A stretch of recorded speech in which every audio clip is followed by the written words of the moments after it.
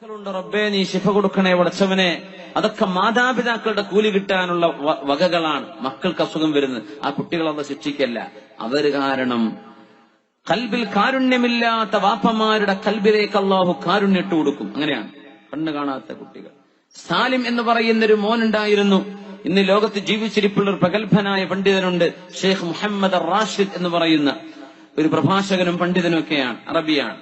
അദ്ദേഹത്തിന്റെ മകനുണ്ട് സാലിം, കണ്ണു കാണാത്ത കുട്ടിയാണ്.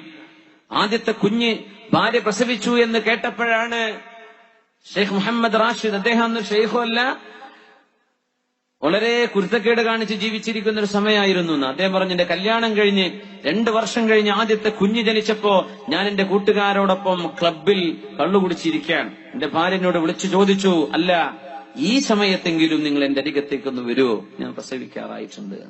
അപ്പൊ ഞാൻ ഹോസ്പിറ്റലിലേക്ക് ഓടിച്ചെന്നു. പ്രസവിച്ചു എന്ന് പറഞ്ഞു. എനിക്കതൊന്നും വലിയ ഇംപ്രസീവ് ആയിരുന്നില്ല. എന്നാലും ഞാൻ അവിടെ ഇരുന്നു. കുഞ്ഞിനെ അടിയന്തരമായ ട്രീറ്റ്മെന്റിന് കൊണ്ടുപോകണമെന്ന് പറഞ്ഞ് വെന്റിലേറ്ററിലേക്ക് മാറ്റി ഞാൻ അവിടെ ഇരുന്നു. 2 ദിവസം കഴിഞ്ഞു.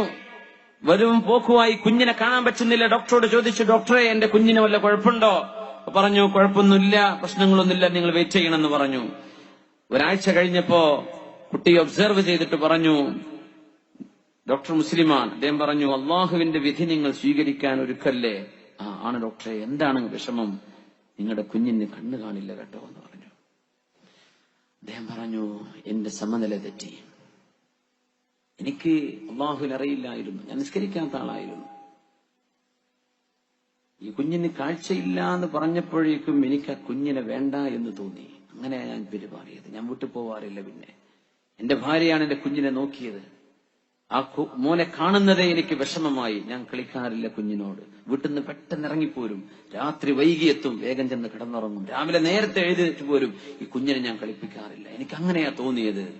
എന്റെ കുഞ്ഞ് വളർന്നു. അവന്റെ താഴെ ഒരു മോനുണ്ടായി. ആ മോന്റെ കൂടെ ഇവനും കളിച്ചു വളർന്നു. കണ്ണു കാണില്ല. എന്റെ സാലിം എന്ന മോനെ കണ്ണു കാണാതെ വളർന്നു. അവന് 6ഉം 7ഉം വയസ്സ്. അവന് സ്കൂളിൽ പോവാൻ തുടങ്ങി. അന്ധന്മാരുടെ സ്കൂളിലായി അവൻ തിരിച്ചു വരും. പക്ഷെ എനിക്ക് എന്റെ ആ മോനോട് ഇഷ്ടമില്ലായിരുന്നു. എന്തോ അറിയില്ല, എന്റെ കൽബിൽ എങ്ങനെയാ അന്ന് തോന്നിയത്. എന്റെ മോൻ എന്നെ വിളിക്കാറില്ല. അവന്റെ ഉമ്മ മതി എല്ലാറ്റിനും, അവന്റെ അനുജനും മതി, എന്നെ ചോദിക്കാറില്ല. എന്റെ മോനും ഞാനും അങ്ങനെയാ ഉണ്ടായത്. അങ്ങനെയാണ് എന്റെ കുഞ്ഞിന് 10 വയസ്സായപ്പോ വീട്ടിൽ വന്നപ്പോഴുണ്ട് ഭയങ്കര ബഹളം. വീട്ടിൽ എന്തെന്നില്ലാത്ത ബഹളം. അപ്പൊ ഞാൻ ചോദിച്ചു, സാലിം എന്താണ് പ്രശ്നം? പാപ്പയോട് ഞാൻ പറയില്ല എന്ന് പറഞ്ഞു. സാലിം എന്നോട് പറ, എന്താണ് നിന്റെ വിഷമം? ഉമ്മയെ വിളിക്കിൻ. അപ്പൊ ഉമ്മ അവിടെ ഇല്ല. അനുജനെ വിളിക്കിൻ. അനുജൻ അവിടെ ഇല്ല. നിങ്ങളോട് ഞാൻ പറയില്ല. എന്താണ് മോനെ പ്രശ്നം ചോദിച്ചു, നീ പറ. അപ്പൊ സാലിം എന്ന ഈ 10 വയസ്സുള്ള മോൻ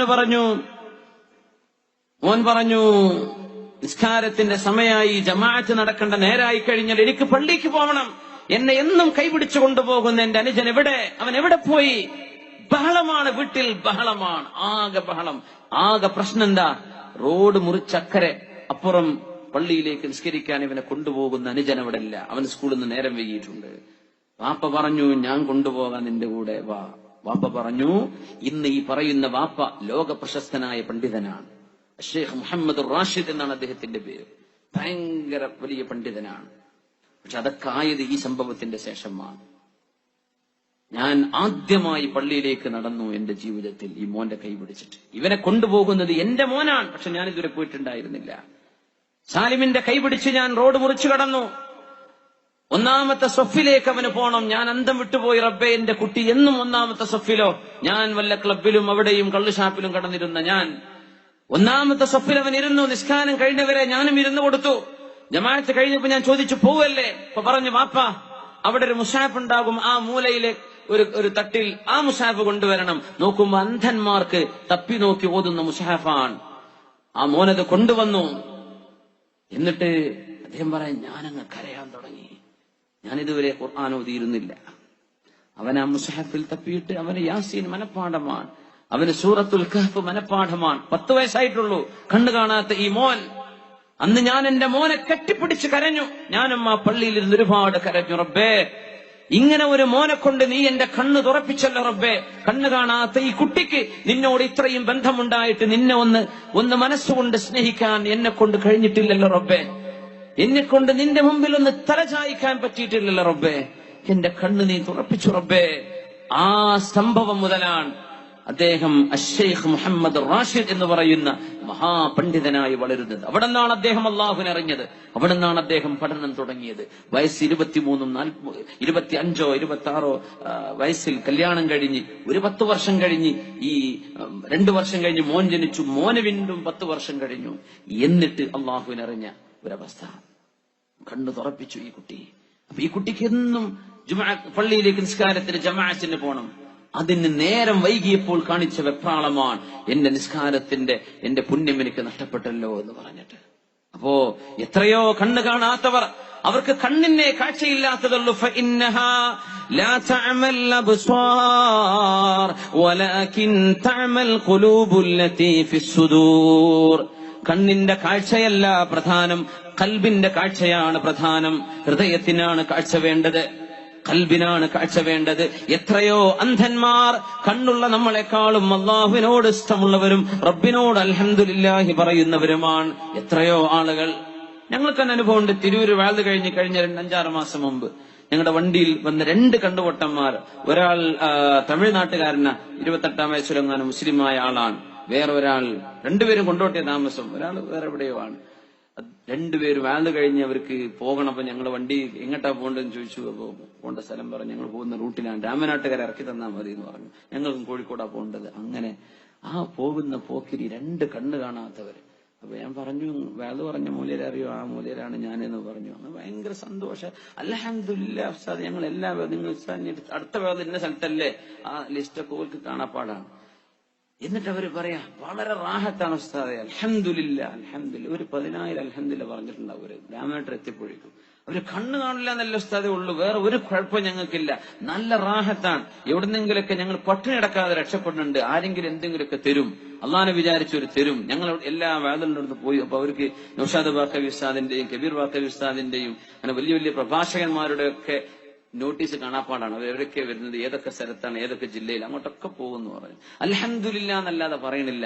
കണ്ണിന്റെ കാഴ്ചയില്ല എന്നല്ലേ ഉള്ളൂ ഉസ്താദെ. ഞങ്ങൾക്ക് അധ്വാനിക്കണ്ടേ. കണ്ണിന്റെ കാഴ്ചയില്ല എന്ന് വിചാരിച്ച് ഞാൻ അധ്വാനിക്കാതിരിക്കാൻ പറ്റുമോ? എന്റെ മക്കളെ ഞാൻ പഠിക്കാൻ അയച്ചിട്ടുണ്ട് ബാഖിയാത്തിൽ. ഇപ്പൊ ഞാൻ ചോദിച്ചു, എന്റെ പട്ടിക്കാടേക്ക് വിട്ടുകൂടായിരുന്നോ?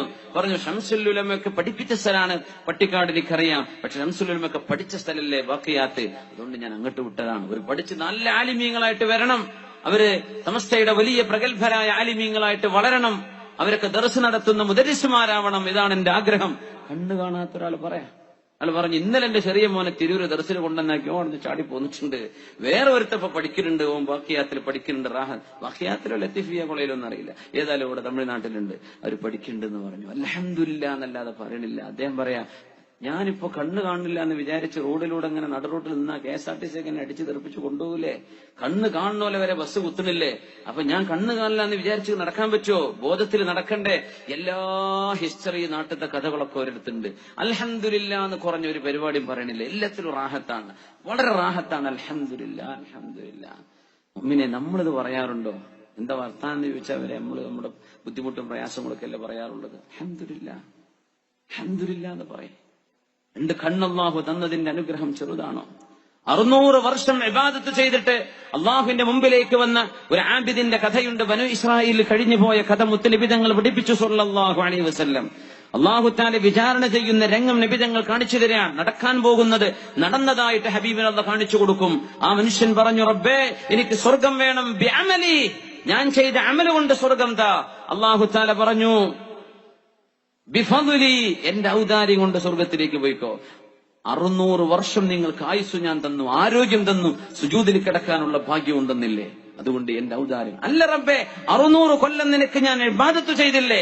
ആ ഇബാദത്തിന്റെ ബലത്തിൽ എനിക്ക് വേണം, വെറുതെ അല്ലല്ലോ, ഞാൻ അധ്വാനിച്ചിട്ടുണ്ടല്ലോ, അതുകൊണ്ട് സ്വർഗം താ.